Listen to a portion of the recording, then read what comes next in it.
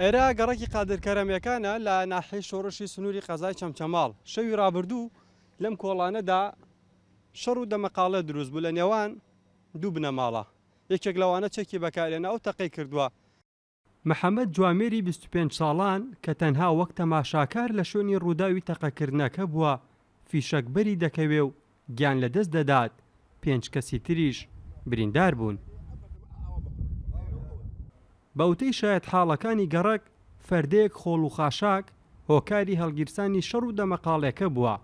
لە نێوان دوو ماڵەکە پارچە زەویەک هەیە، یەکێک لە ماڵەکان هەوڵی داوە خۆڵ و خاشاکەکەی لێبڕێژێت، ئەویتریان قبولی نەکردووە.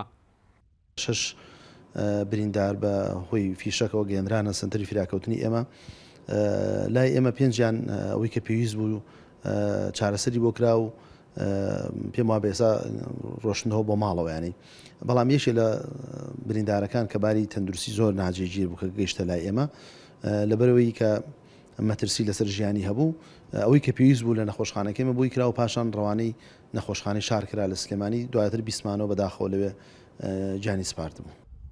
دوای تێپەڕبوونی کەمتر لە 7 کات ژمێر هێزەکانی ئاسایشی ڕۆژئاوای سلێمانی تۆمەتباری سەرەکی ڕووداوەکەیان دەستگیر کرد. قایمقامی چەمچەماڵ کە سەرۆکی لیژنەی ئەمنی ناوچەکەیە دەڵێت ڕێکارە یاسایەکان لە بەرامبەر تۆمەتباری دەستگیرکراو گیراوەتە بەر.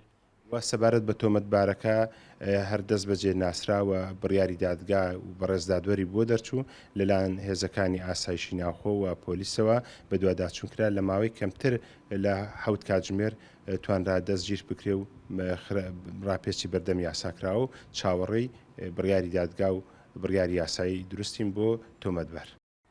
جگە لەو گەنجە گیانی لە دەستدا ئەو کەسانی لە ڕووداوەکەی ناحیەی شۆڕش بریندار بوون لە 3 ژن و 2 منداڵ پێک هاتبوون بەهۆی تەقەی هەرەمەکی گولەیان بەرکەوتبوو. جگە لەوەش چەند ئۆتۆمبیلێکی گەڕک فیشەکیان بەرکەوتبوو. ئاسۆ ئەحمەد، کورسات نیوز، چەمچەماڵ.